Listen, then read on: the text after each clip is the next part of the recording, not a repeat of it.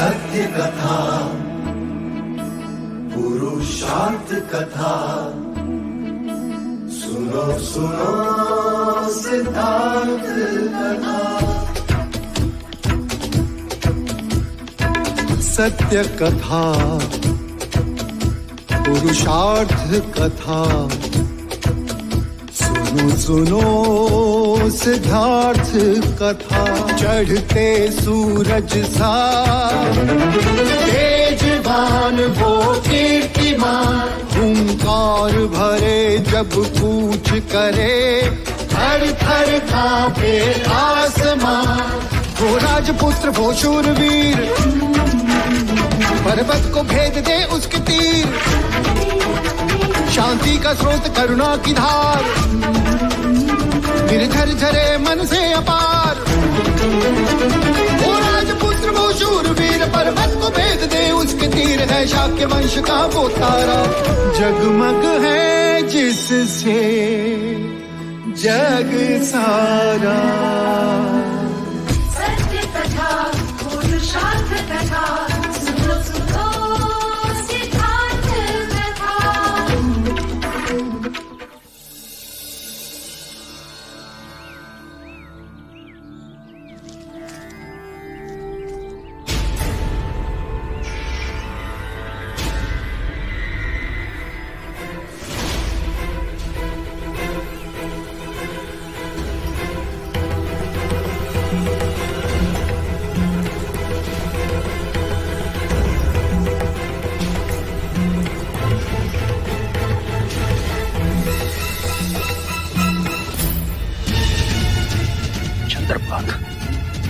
जो आज तुमने सिद्धार्थ के साथ किया वो मैंने देखा। मैंने क्या किया है? ये तुम अपने हृदय से पूछो। इस प्रकार तुम अपनी ही हानि कर रहे हो। सिद्धार्थ एक विभूति है, उसकी बराबरी तुम तो क्या, मैं भी, यहां तक कि गुरुवर्य भी नहीं कर सकते।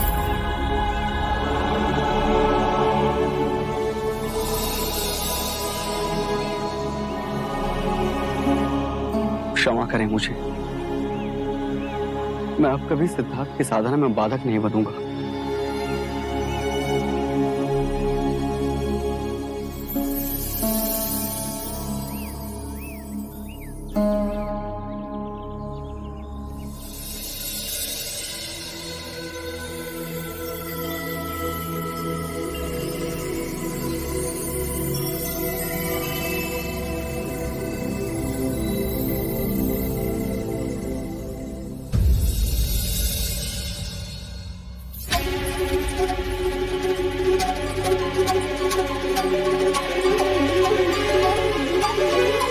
कल रात तुम कहां थे देव?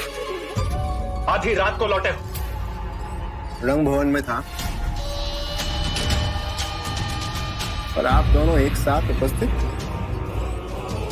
अवश्य कोई उपदेश सुनाने आए होंगे।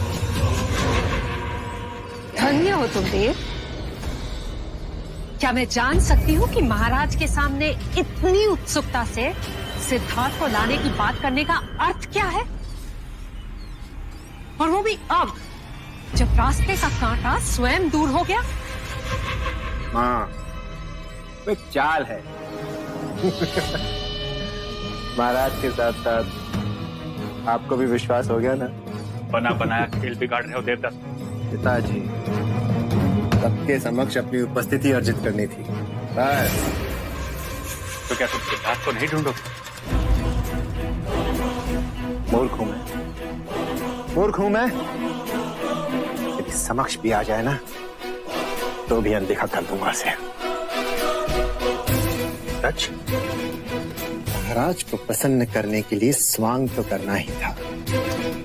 इस सिद्धार्थ के जाने से मैं कितना व्याकुल हूं।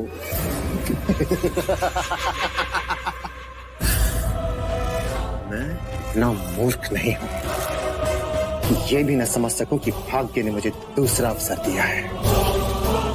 आज तक सिद्धार्थ से जो कुछ भी मैं हारा हूं, उसे वापस जीतने का ये सुनहरा अवसर मैं हाथ से नहीं जाने दे सकता।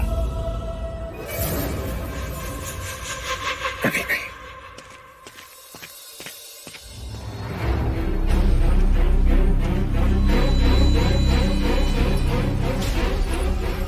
सोचा था जब मेरा पुत्र होगा तो रूप तुमसे लेगा और बुद्धि मुझसे, और यहां तो उल्टा ही हो गया।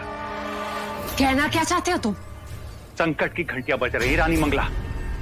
जब भी ये मूर्ख अपनी बुद्धि का प्रयोग करता है तो कोई ना कोई नई समस्या खड़ी कर देता है। क्यों कोस रहे हो मेरे पुत्र को? अपने भाग्य को कोस रहा हूं। एक हमारे पुत्र को देखो और एक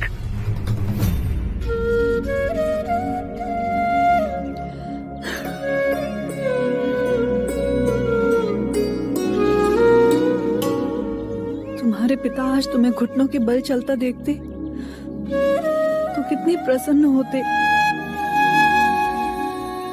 हर माँ पिता के लिए उनके बच्चे का पहली बार चलना, पहली बार बोलना कितना हर्ष उल्लास देता है। तुम्हारे पिता इन सबसे वंचित रह जाएंगे। राहुल, इतनी जल्दी भी बड़े मत हो जाना।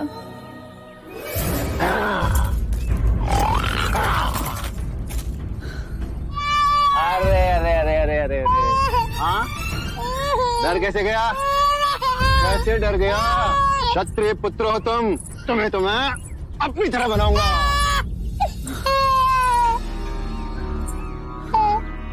मैं तुमसे पूछता हूँ, क्या तुम नहीं चाहती कि तुम्हारा पुत्र पराक्रमी बने, बलशाली मेरी तरह, हाँ, कि अपने पिता की तरह सन्यासी?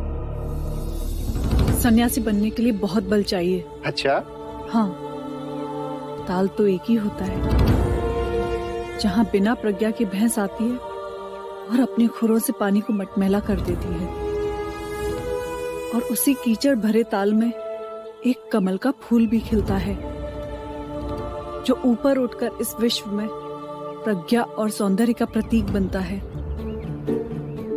मैं भैंसा?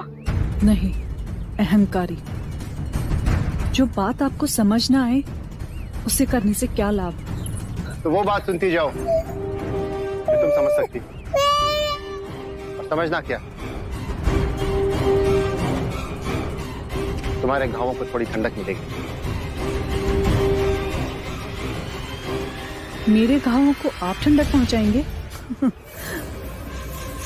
हाँ यशो, क्यों नहीं। मैं थोड़ी ना यहाँ तुम्हारे घावों पे नमक छिड़कने आया था। तुम्हारी पीड़ा मुझसे सही नहीं जाती, इसीलिए आनंद का एक संदेश देने आया था। मैं सिद्धार्थ को खोजने जा रहा हूं।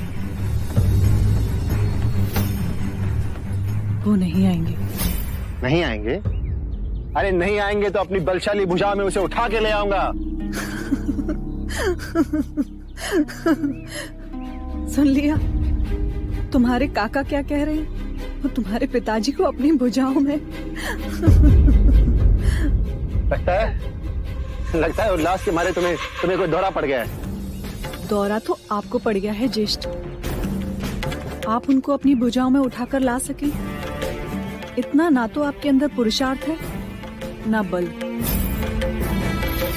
पर उन्हें मिले तो मेरा एक संदेश अवश्य पहुंचा दीजिएगा। उनसे कहिएगा कि उनके आत्मिक मार्ग पर ना कभी यशोधरा बाधा बनेगी ना राहुल। जब तक उनकी शुद्ध आत्मा को उनके प्रश्नों का प्रति उत्तर नहीं मिल जाता, वो वापस ना लौटे। नारी का हृदय स्वयं देवता भी नहीं समझ सकते तो आप भी चेष्टा ना करें।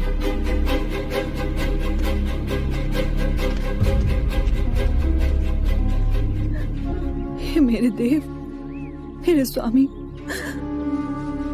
एक पत्नी की प्रबल इच्छा है कि आपको अपने प्रश्नों का उत्तर शीघ्र ही मिल जाए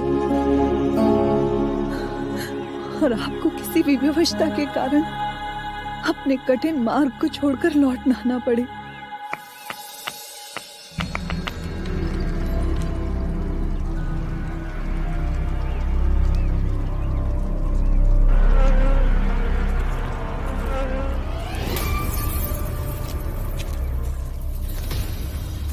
सिद्धार्थ का ध्यान भंग करने की चेष्टा कर रहे हो। भला करो तो भी बुरा ही बनता हूं। मैं तो सिद्धार्थ की सहायता कर रहा हूं। ऊपर देख, उस मधुमक्खी के छत्ते पर धूप गिर रही है, जिससे बेचैन होकर उसकी मधुमक्खियां इधर उधर घूम रही हैं। और कुछ मधुमक्खियां तो सिद्धार्थ पर भी बैठी हैं। अब अगर मधुमक्खियों ने उन्हें काट लिया तो क्या उनका ध्यान भंग नहीं होगा? अनुभव, इसलिए मैंने नीम की पत्तियां जलाई, जिसके धुएं से मैं उन्हें बचा सकूं। क्षमा करना मित्र, मुझे लगा तुम सिद्धार्थ से ईर्ष्यावश कोई नया खेल रच रहे हो। नहीं, अब मैं बदल गया हूं। आपने तो मेरी मन की आंखें ही खोल दी। गुरुवरी ने तो यह भी कहा है कि आप स्वयं ध्यान ना करो तो कोई बात नहीं, परंतु यदि आप दूसरों के ध्यान में सहायता करें तो आपको भी अपना लक्ष्य मिल ही जाएगा।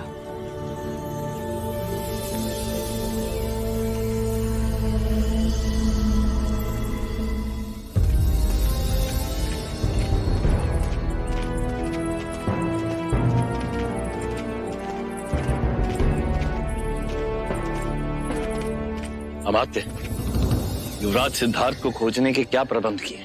महाराज, युवराज को खोजने उत्तर दिशा में राजा अमितोदन जाएंगे, पश्चिम दिशा में कुमार देवदत्त जाएंगे और दक्षिण दिशा में मैं स्वयं जाऊंगा।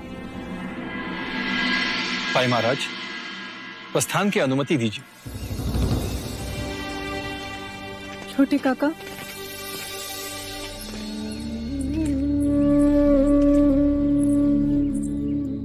जब आप युवराज सिद्धार्थ को ढूंढने में सफल हो जाएं,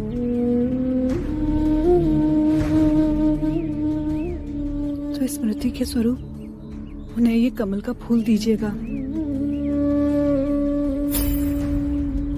और उनसे विनती कीजिएगा कि वो भी अपनी एक स्मृति भेजें।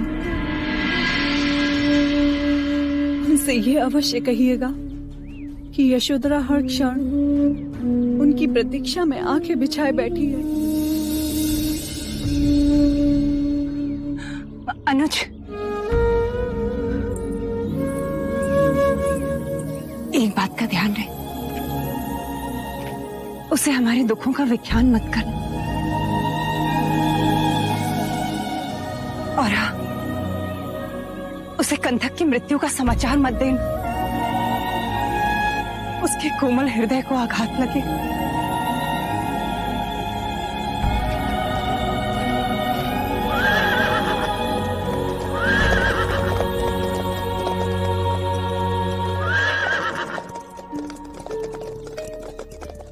हे ईश्वर,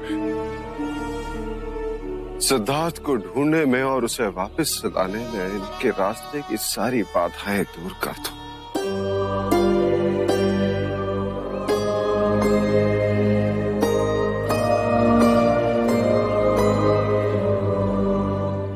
वो नीले आकाश में उड़ती हुई चील देख रहे हो? जी गुरुदेव। ध्यान में इतने मग्न हो जाओ तुम में और पत्थर में कोई अंतर न रहे, और वो चील तुम्हें पाषाण समझ के तुम्हारे समीप आ बैठे।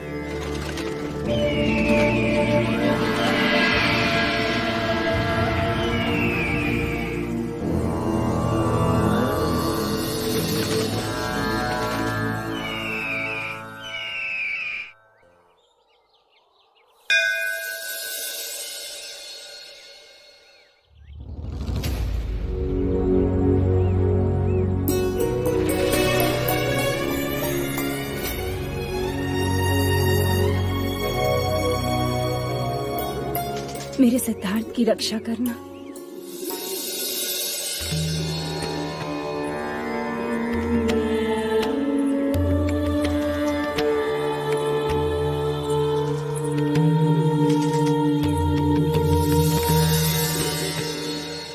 आदित्य नमस्कार या कुर्वन्ते दीन दीन अंधकारम न पूजाए।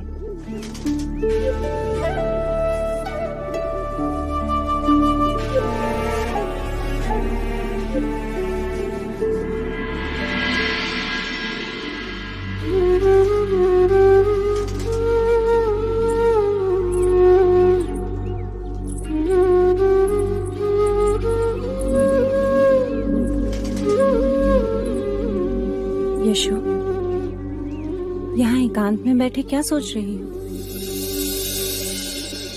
पहले युवराज की बातें अनोखी लगती थी, और अब जब सोचो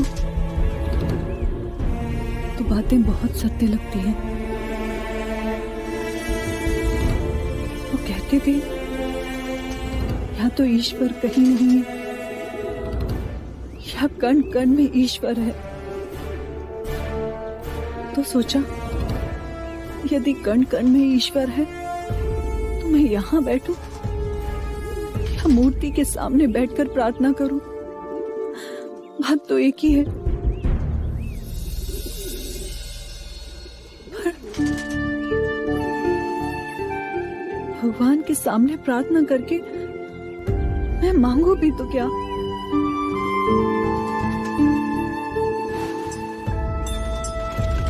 यशो, अपने मन को इतना मत सता। एक अजीब सा द्वंद्व छिड़ा है मन और मस्तक के बीच। कैसा द्वंद्व यशो?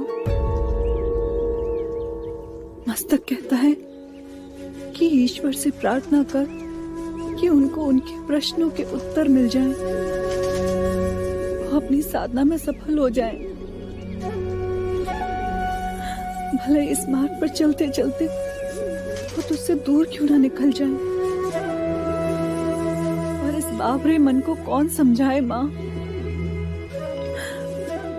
ये कहता है कि तू ईश्वर से मांग कि वो अभी इसी क्षण तेरे पास आ जाए।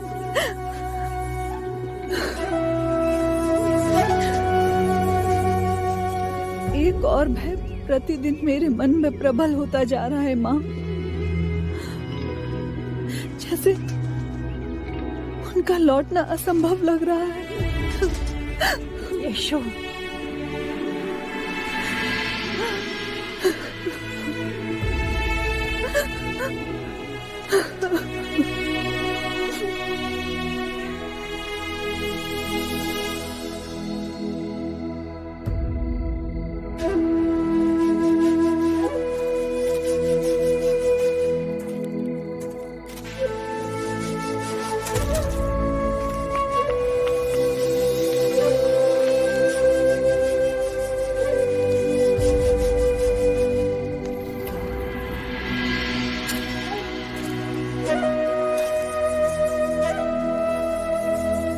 तुम्हारी चिंता का विषय? गुरुवर, सिद्धार्थ को ध्यान में बैठे पूरे 2 दिन हो गए हैं। न जल ग्रहण किया है न भोजन। ऐसे में यदि उन्हें कुछ हो गया तो? कुछ नहीं होगा। सिद्धार्थ ने श्वासों को साध लिया है। सिद्धार्थ ध्यान की उस ऊंचाई पर पहुंच गए हैं जहां शरीर के नित्य कर्म बहुत पीछे छूट जाते हैं। उन्हें जो आहार मिल रहा है वो आत्मिक सुख है। सिद्धार्थ जहां पहुंच गया है वहां तक पहुंचना सहज नहीं। तुम चिंता मत करो। जैसे माता गहरी नींद में अपने नवजात शिशु का ध्यान रखती है, वैसे ही मैं सिद्धार्थ का हर पल हर क्षण ध्यान रखूंगा। जाओ, तुम विश्राम करो।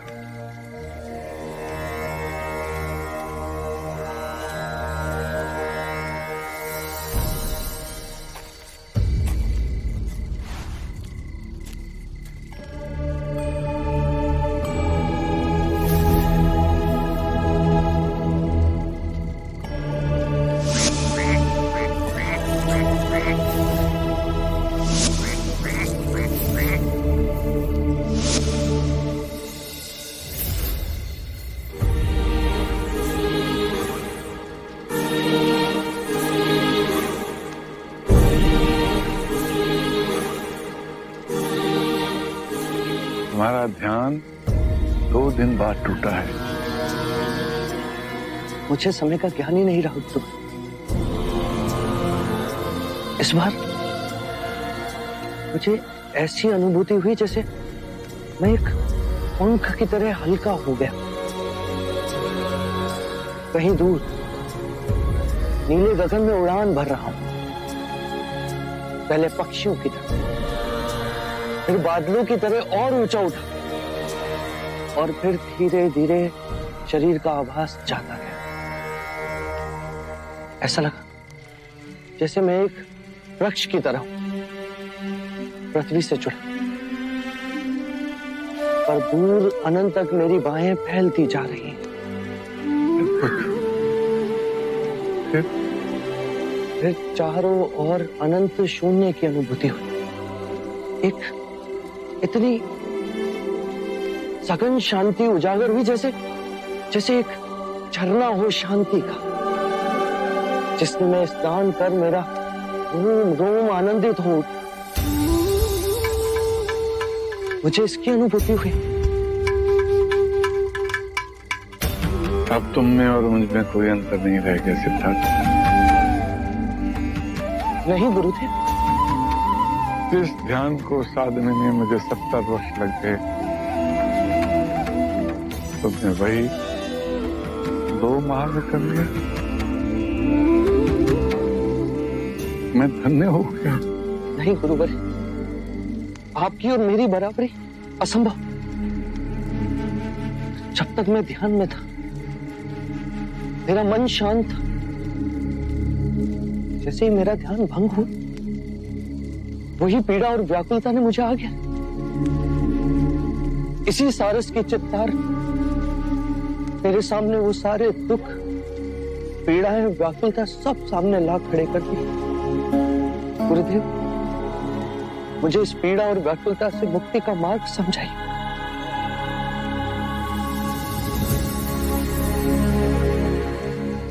मेरे पास जो भी ज्ञान था वक्त मैंने तुमने उड़ेल दिया। मेरा पात्र खाली, तुम्हें देने के लिए मेरे पास कुछ नहीं। मेरी आयु हो चली है, मेरी प्रबल इच्छा है मेरे पश्चात इस आश्रम की भागदौड़ तुम संभालो। गुरुदेव में? हाँ सिद्धार्थ, ज्ञान में अब तुम मेरे बराबर हो गए हो। उसी ज्ञान से आने वाले दियों को प्रज्वलित करो।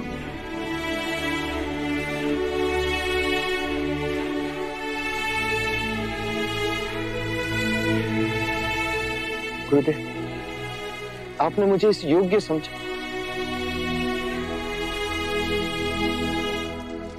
पर इस विषय में सोचने के लिए मुझे कुछ समय चाहिए। ठीक है, सोच लो। मुझे तुम्हारे उत्तर की प्रतीक्षा रहेगी। प्रणाम गुरुजी।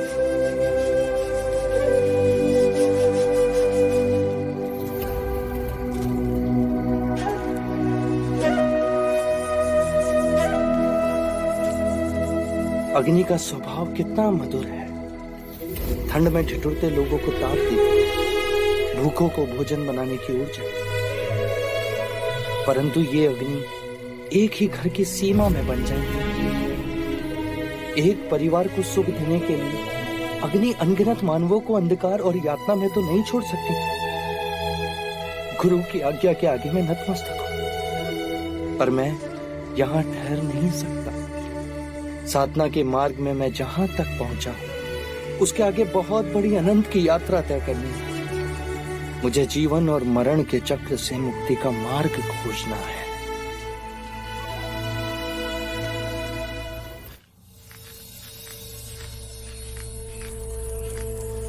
गुरुवर, सिद्धार्थ आश्रम में कहीं नहीं है। कहीं वो हमें छोड़कर तो नहीं चला गया? सिद्धार्थ को अनुमति की आवश्यकता नहीं है, और मुझे विश्वास है वो मुझे बताए बिना नहीं जाएंगे।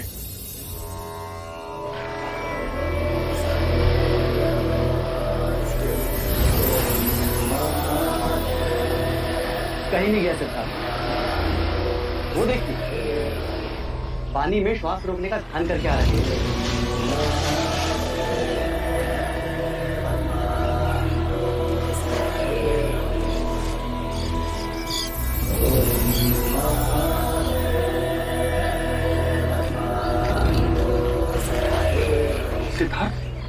तो लगा तुम हमें छोड़कर चले गए हो। मेरी आध्यात्मिक यात्रा को आगे बढ़ाने के योग्य केवल तुम ही हो सिद्धार्थ। इस आश्रम की बागडोर अपने हाथ में ले लो बस। यह आपका मुझ पर अपार स्नेह है गुरुवर, और मेरे मन में कुछ और। कहो, निर्भय होके कहो। गुरुवर, मैं आश्रम छोड़कर जाना चाहता हूँ।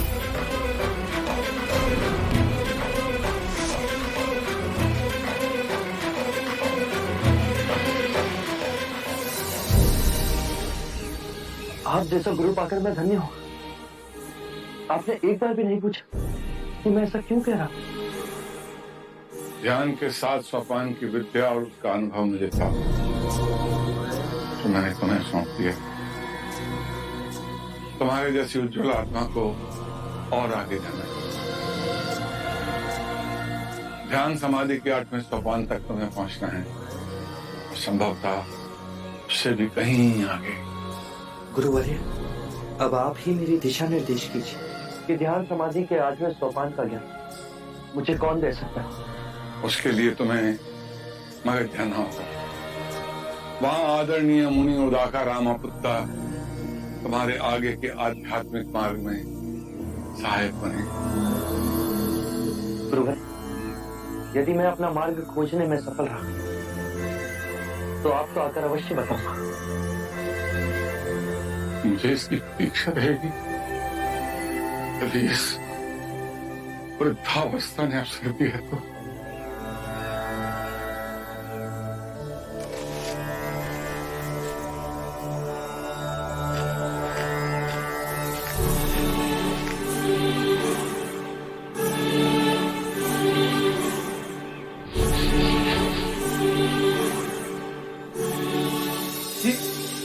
ये आप क्या कर रहे हैं गुरुवर? तुम भी उनके चरणों की धूल अपने माथे पे लगा दो। कदाचित ये अवसर फिर कभी मिले ना मिले। वो देखो, युग पुरुष चला जा रहा है। युग युगांतर के पश्चात ऐसा युग पुरुष धरती पर अवतरित होता है और धरती पावन धन्य हो जाती है।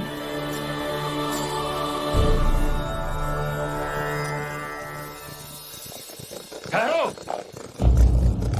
यह आश्रम है, यहाँ आदर से आया जाता है। तुम भूखे नंगों का मैं आदर करूंगा?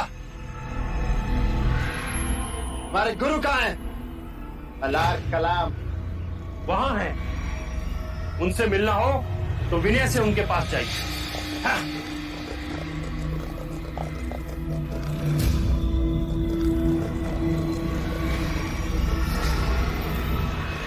सिद्धार्थ कहाँ है?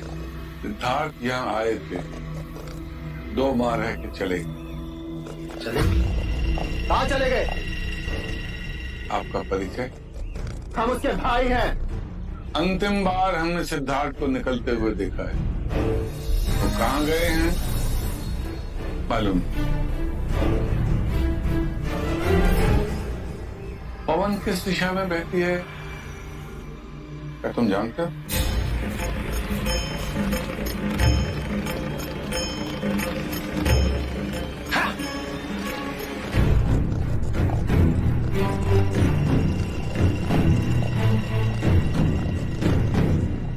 आप असत्य नहीं बोलते हैं गुरुदेव, परंतु आपने सिद्धार्थ के भ्राता को ये क्यों नहीं बताया कि सिद्धार्थ उड़ाका रामापुट्टा के आश्रम में गए हैं?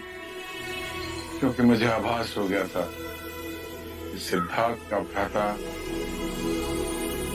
उसे हानि पहुंचा सकता है। अर्थात वो सिद्धार्थ की हत्या भी कर सकता है। ओ, ओ, ओ।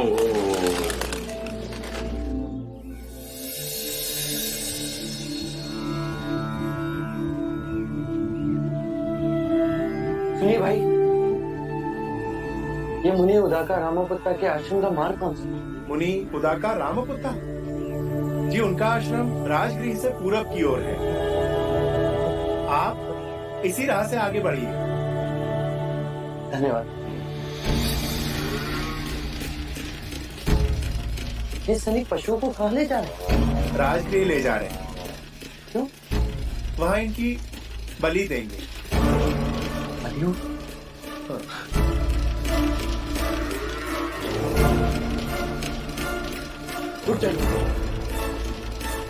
क्यों निर्दोष पशुओं पर अत्याचार कर रहे हैं आप? ऐसा बाबा, हमारा मार्ग छोड़ो। मैं अपने प्राण त्याग सकता हूँ, पर आपका मार्ग नहीं छोड़ सकता। पहले आप ये बताइए कि निर्दोष पशुओं को कहाँ लेके जा रहे हैं? इन सबको बलि के लिए ले जाया जा रहा है। आप इन निर्दोष पशुओं का वध करना चाहते हैं? ये आपका धर्म है। तो फिर इन पशुओं की बलि देने से पहले आपको एक नर बलि देनी होगी। ये मेरा धर्म। कौन देगा नर बलि? मैं दूंगा नर बलि। क्यों हमारे आड़े आ रहे हो? हमें हमारा काम करने दो। हमारे महाराज एक बहुत बड़ा यज्ञ करने के लिए जा रहे हैं और हमारी प्रथा है कि यज्ञ के बाद बलि दी जाए। किसने बनाई ऐसी प्रथा? उसने जिसके आगे आप सर झुकाकर नमन करते हो? वो मैं कुछ नहीं जानता। हमें तो सिर्फ अपने महाराज की आज्ञा का पालन करना है। मुझे अपने धर्म का पालन करने दीजिए। मैं इन पशुओं को ले जाने नहीं दूंगा। जाओ और जाकर कह दो अपने महाराज कि बलि के पशुओं को रोके एक सन्यासी खड़ा है रहा। तुम हमारे महाराज को चुनौती दे रहे हो? नहीं, मैं मानव धर्म का पालन कर रहा हूँ। यदि हमारे महाराज का आदेश न होता कि साधु संत का आदर करो, तो हम इसी वक्त आपकी गर्दन धड़ से अलग कर देते। तो कर दीजिए।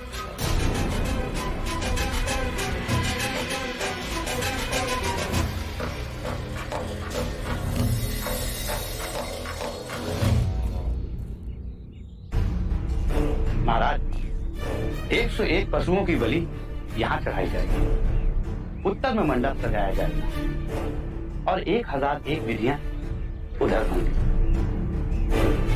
ध्यान रहे किसी प्रकार का विघ्न न पड़े। महाराज की जय हो। तुम तो बलि के पशुओं को इकट्ठा कर दे गए थे। जी महाराज, पर पता नहीं कहां से बीच में एक सन्यासी आ गया। सन्यासी? ये सूचना लेने आए हो? महाराज, वो बीच मार्ग रोके खड़ा है। कहता है कि मैं पशुओं की बलि न होने दूं। ये मगध नरेश बिंबिसार का राज्य है। क्या बड़े बड़े हमारे भय से थर्राते? वो किसी से नहीं डरता महाराज, मरने से भी नहीं। समझाया, डराया, धमकाया, पर उल्टा मुझे ही कहने लगा कि पहले मेरी बलि दो, उसके बाद पशुओं को ले जाओ। इतना हट? फिर तो उसे हमें अवश्य मिलना पड़ेगा। देखो कौन है जो मगध नरेश बिंबिसार के सामने अपना सर उठाने का साहस कर रहा है। महाराज, सर काट के ही ले आते हैं।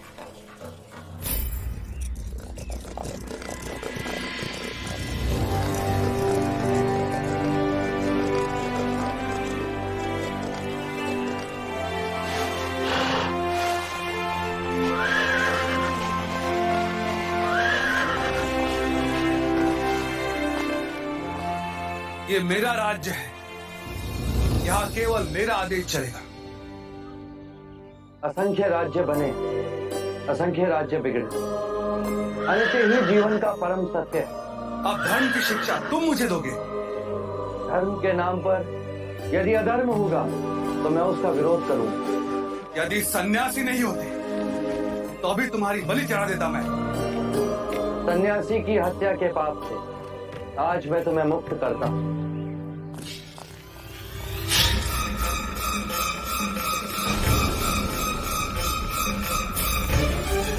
आज पंडिता,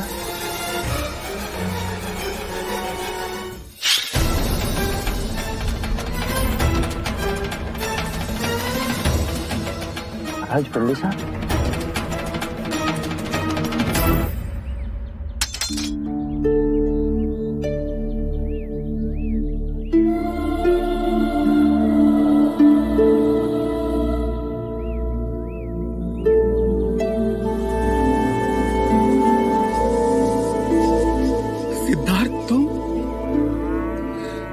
सन्यासी? इतने बड़े पाप से तुमने मुझे आज बचा लिया। आपके हद मुझे मृत्यु भी स्वीकार, परंतु इस जीव की हत्या का पाप कहीं अधिक बड़ा होता है।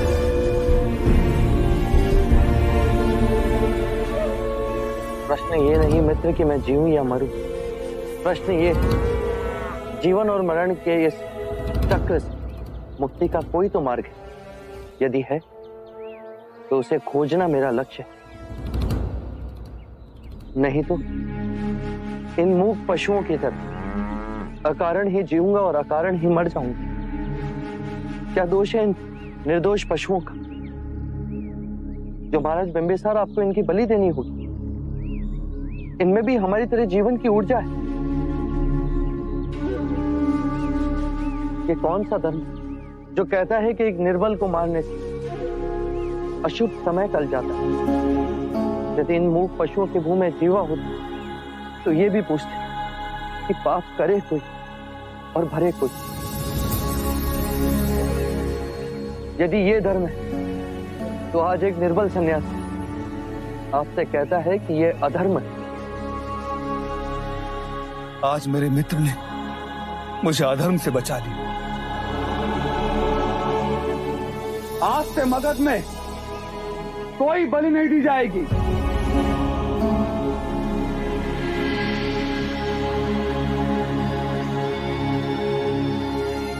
सिद्धार्थ, तुम्हें इस अवस्था में देख ना सकूंगा, इतना बल नहीं है मुझे। बिंबिसार गद्दों पे सोए और सिद्धार्थ क्या धूल मिट्टी में। नहीं सिद्धार्थ, मेरे साथ राजमहल में चलो, वहां तुम्हारी साधना में कोई विघ्न नहीं आएगा। नहीं महाराज बिंबिसार, जिस तरह आज इस निर्दोष पशु को मैंने बचाया, उसी प्रकार असंख्य मनुष्य पशु जीवन के दुखों से जूझ रहे। सर्वम दुखम दुखम, इस पीड़ा इस दुख का अंत मैंने पा लिया तो मैं सारे जीवों को शांति के मार्ग पर ले जा सकूंगा। औरों के दुख दूर करने के लिए अपने सुखों की आहुति देने वाला मैंने आज तक नहीं देखा। तुम जैसी महान आत्मा ने मित्रता कर मुझ पर कृपा की है सिद्धार्थ, मुझ पर कृपा। अब मुझे जाने की अनुमति दीजिए। बिंबिसार इतना मूर्ख नहीं है सिद्धार्थ। जिस तरह खिलती धूप को मुट्ठी में बांधा नहीं जा सकता, उसी तरह तुम्हारे इस अलौकिक चित्त को मेरे जैसा निम्न व्यक्ति क्या रोक सकेगा?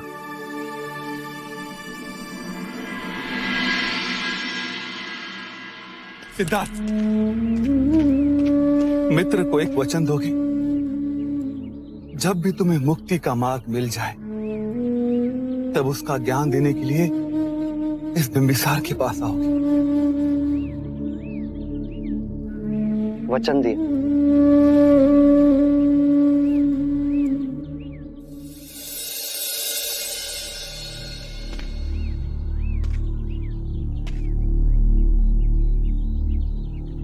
एक मित्र ये बात समझा सकता था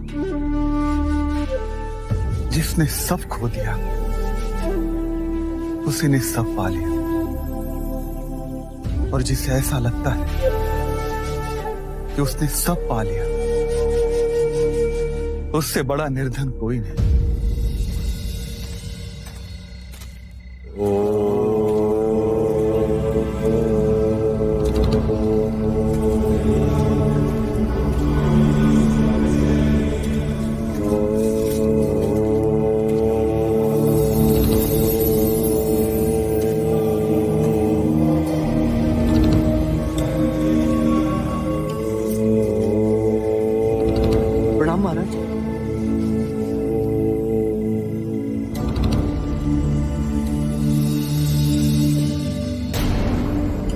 मैंने वस्त्र का त्याग कर दिया है, अब ये पृथ्वी ही मेरा वस्त्र है। आप ठंड से ठिठुर रहे थे तो अपनी तपस्या से मैंने ठंड पर जीत पा ली। शरीर की सारी सीमाओं को तोड़ डाला है। क्षमा करें।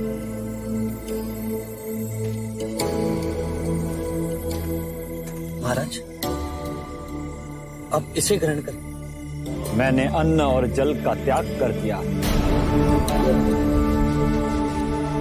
आपने ये मार्ग क्यों चुना? अपनी तपस्या से, अपनी साधना से इस शरीर को इतना कठोर बना लो, इसकी सारी इच्छाएं समाप्त हो जाए। मुक्ति का यही मार्ग है। मुक्ति क्या है? परमानंद। बस दुख के सहारे परमानंद कैसे मिल सकता है? जिसे तुम दुख कहते हो वो हमें दुख नहीं लगता। हम आनंदित हैं कि हम अपनी साधना के मार्ग पर अटल हैं और हमें मुक्ति मिलेगी। इस क्षण का ही भरोसा है, तो इस क्षण की बात करूं? कहो ना। तुम्हारी प्यास तो तुम्हारी आंखों से छलकती है। आपकी कठिन तपस्या मुक्ति के लिए किसी और लोक में स्वर्ग पाने की कामना।